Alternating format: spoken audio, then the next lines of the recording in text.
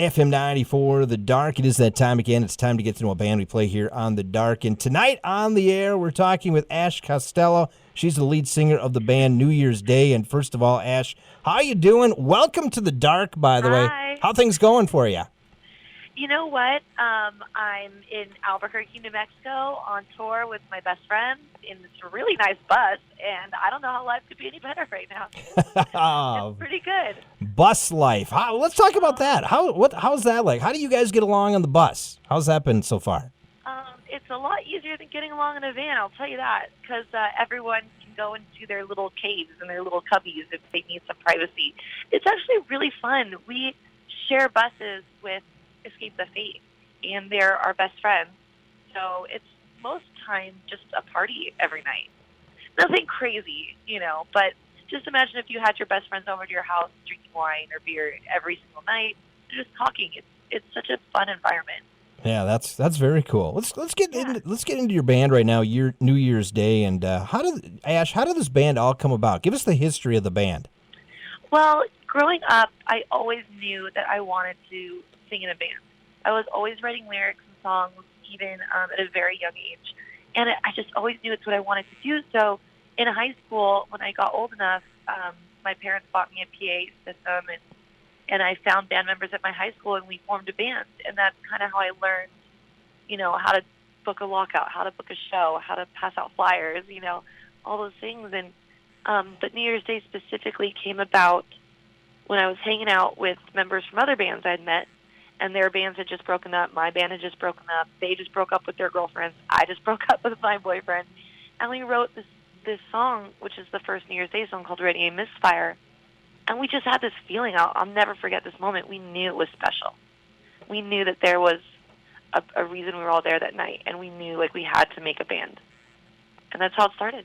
Very cool, very cool. And I was doing a little research and watching some of your videos of old, and you almost kind of had you had a pop flavor back in the early stages. Yeah. It seemed like of New Year's Day, and obviously you're not pop anymore. That's for sure. No, I think the only pop elements we still have is I still try to write melodies that have that are really catchy. Even if I do scream or the lyrics are kind of have a dark aesthetic to them, I still want them to be singable. I want them to be able to sing along.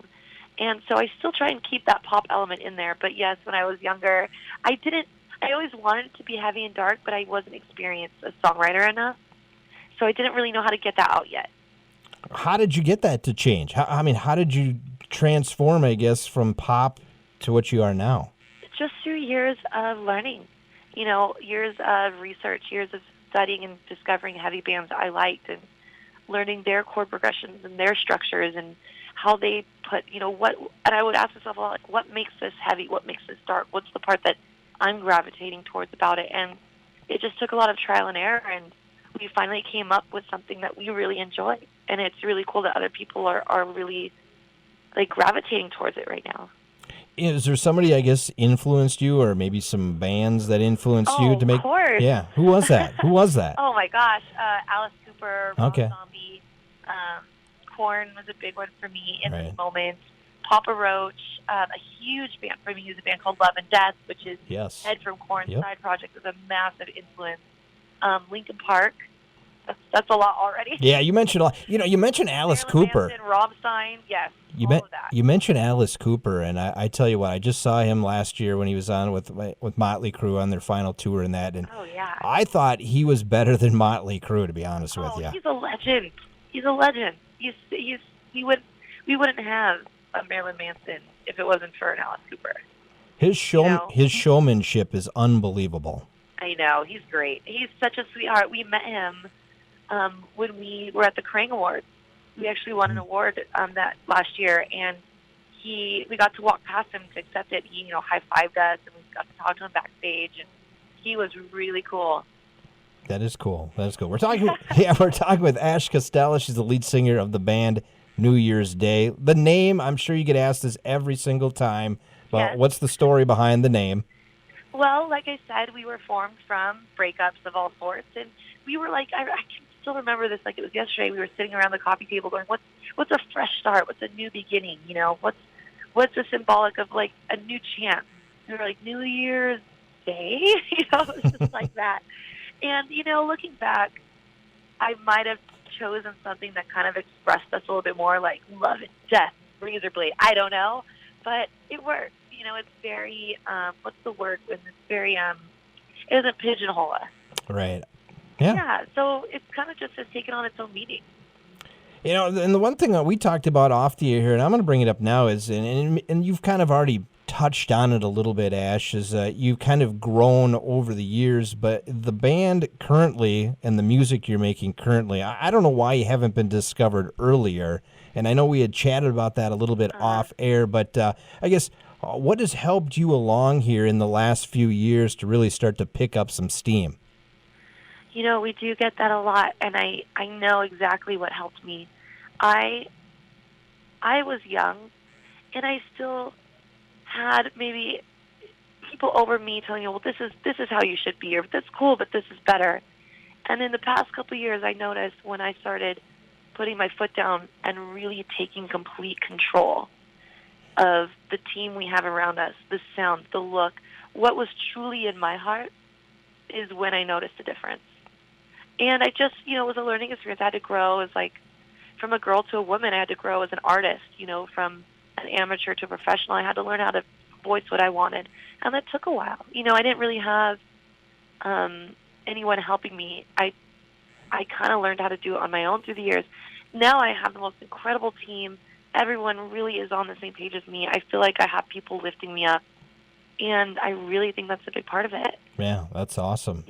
Yeah. One thing that's been huge right now, and I don't know, you could call it at some point, some of the bands are gimmicks in that, but it's the explosion of the female-fronted band. And obviously, I am noticing finally. Yeah, and I was just last week I had a conversation with Lacey Sturm, former lead singer of Flyleaf.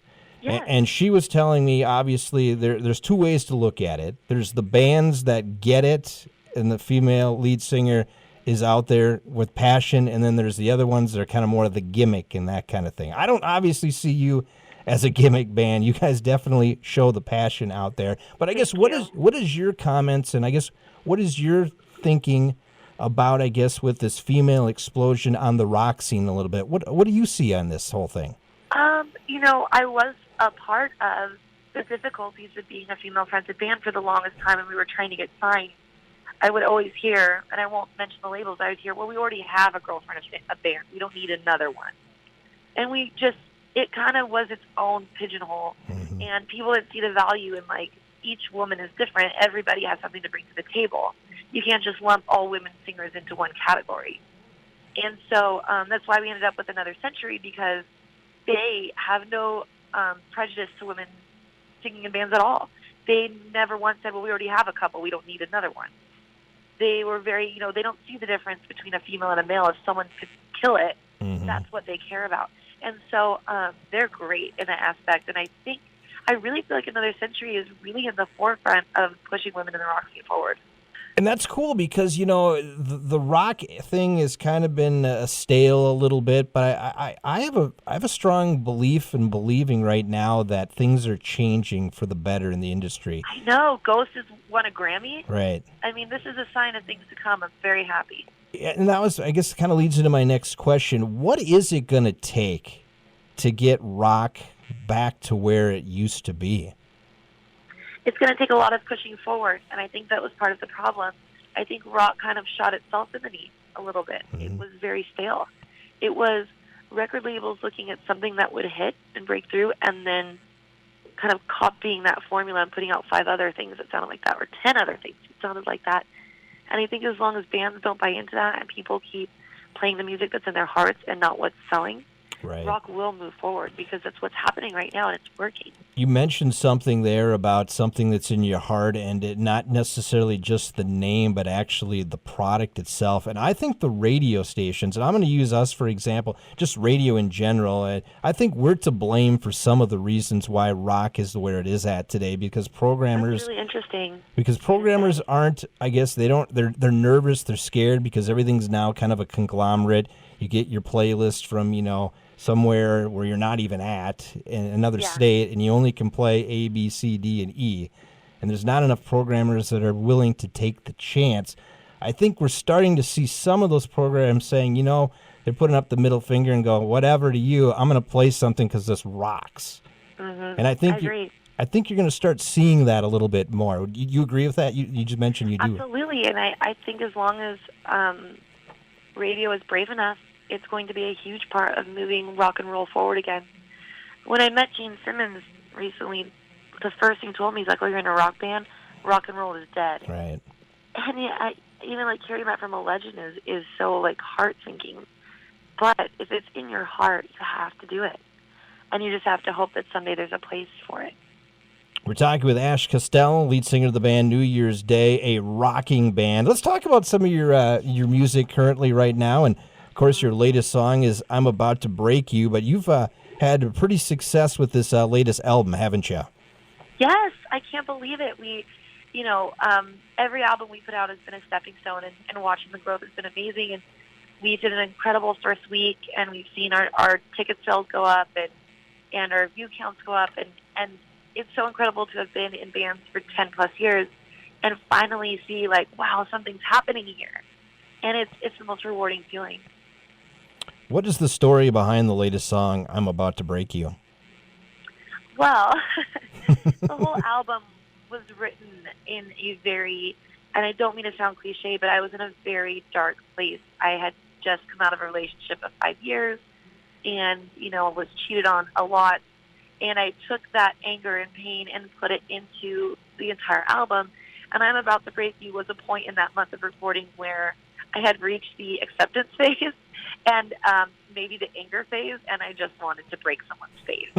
And that's pretty much where that comes from. And I want it to be empowering to whoever's listening to it if they're going through a hard time, of course. And hopefully people can relate to it with me. In the videos that you have, they are very dark. They're very graphic, aren't they? I try to be, yeah. I'm always thinking, what's the next thing I can do that is going to outdo the last video? And at some point, I'm just going to have to get naked and light myself on fire because every video is just getting crazier and crazier. I mean, maybe that's a good idea. Who knows? Maybe I just thought of my next video right now. Well, I found out about you guys actually from Taki from Eve to Adam. He actually had... we toured with them. Yeah, in a Facebook tweet he had out or whatever, a text one time, he had said, hey, you got to check out this band. And he had the link of Defame Me with it. And I was like, damn, this band rocks. Thank you so much. So you got to... I really take the visual part pretty seriously. The band has a big part in creating the scenery and the storyline, the effects, the clothing. It's always a passion. It's a passion of love with us, and we take the message of the videos very seriously. And it's fun. Gosh, it's so much fun. Whoever's listening, if you haven't seen our videos, you have to check them out because they're a good time. Yeah, and while you're watching the videos too, you can check out your hairstyle too. Let's talk about that, Ash. You have the half and half look on that, and I'll let you explain to the listener what the half and half look is and why do you have that look. Well, I've always described myself as being a little bit good, a little bit bad, a little saintly, a little evil. And, it's a part I embrace, and that has something to do with our music, very upbeat but very dark.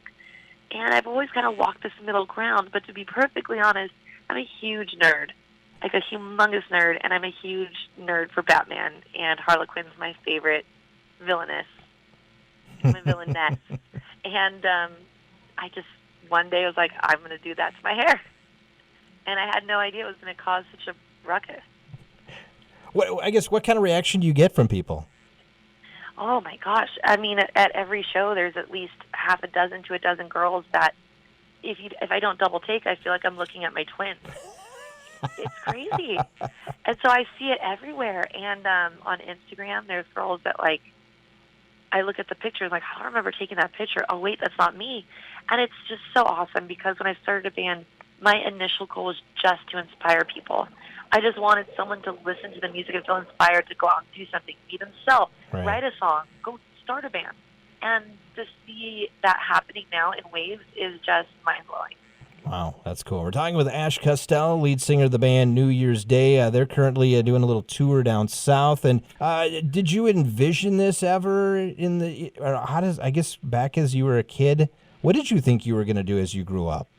You know what's weird is I did. I totally just, I don't, I always say this, but I have to preface it by saying, I don't mean this in a cocky way, Right. but I always felt like I was bigger than I was. Even in high school, I already felt like a rock star. I don't know. I just always had this desire to be, like I always had this need to be bigger than what I was. And even still, I still feel it today, like I'm always working to move to the next thing. You know, Right. I'm always so passionate to move on to the next thing. But I always knew I was going to be in a band. I really did.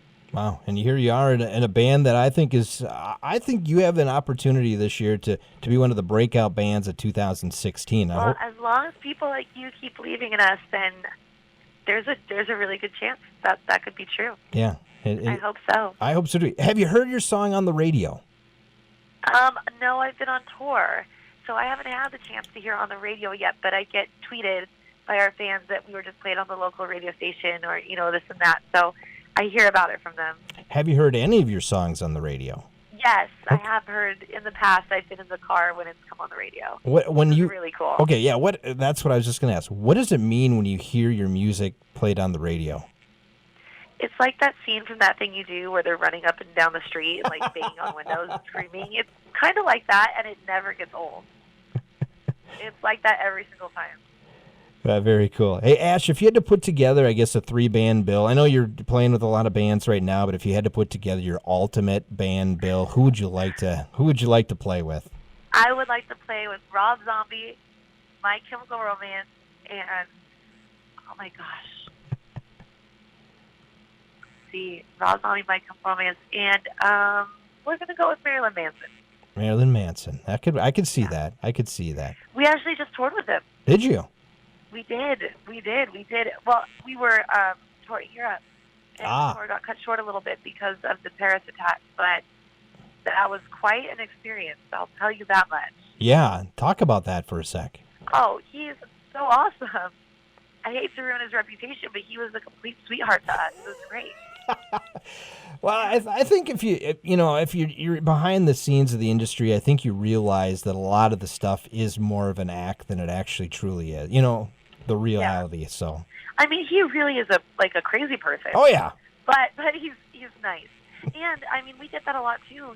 We wear makeup and dress crazy, and a lot of people, until they meet us or know us on a personal level, think perhaps that's something we embellish for the band. But there really is a lot of element of truth to it. And same with Manson, although you hear all these stories like that he throws things, he's crazy, and he does, but he's nice. He's a nice, crazy person. He's a nice, crazy guy. Hey, he has a good heart. I know you got to get going for a sound check here in just a moment, but I got to ask you this question. It's a question I always like to ask artists. I guess, what artist would you like to cover one of your songs? Oh, my God. That's so hard to narrow down.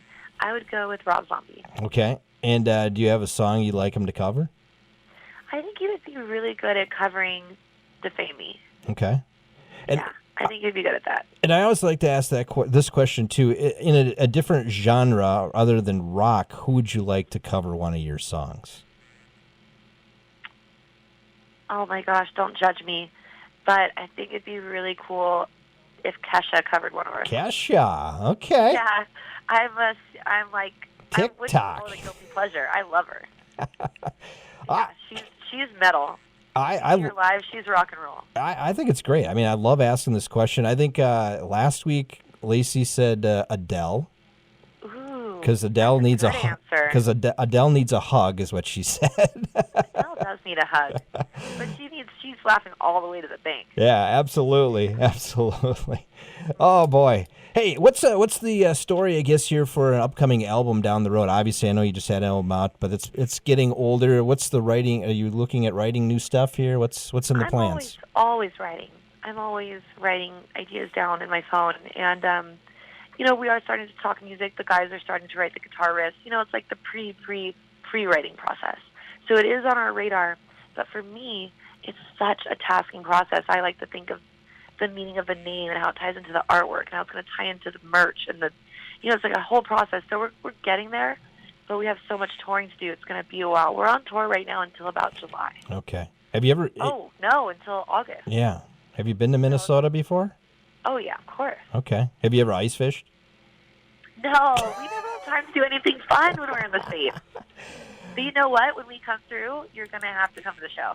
Well, I'll come to the show, but I guess if you come through in the wintertime, I'll take you out ice fishing. Well, I love fishing, so I would love that. Then you I would love that. Then you can tell everybody that you walked on water. Oh, my God, yes. Although, that would be a little nerve-wracking for me, I think. I've never done that. I'll do it. I'll try anything once. Okay, I'll be a little scared. Yeah, well, we'll take you out shallow. We won't take you into deep parts of that. I can do that. Hey, well, how can they find out more information about the band New Year's Day? Well, we're very active on our Twitter, Facebook, and Instagram. The New Year's Day Twitter, Facebook, and Instagram is very easy. It's just either facebook.com/NYDRock, twitter.com/NYDRock, Instagram.com/NYDRock, and we read every comment. We love when people interact with us. Awesome. Ash, a lot of fun talking to you. I'm looking forward to meeting you in person one day and rocking out with you guys. A lot of fun. Oh, well, thank you so much. Have a really good day. Hey, the latest song from you guys is called I'm About to Break You, and you're hearing it right now on FM 94's The Dark.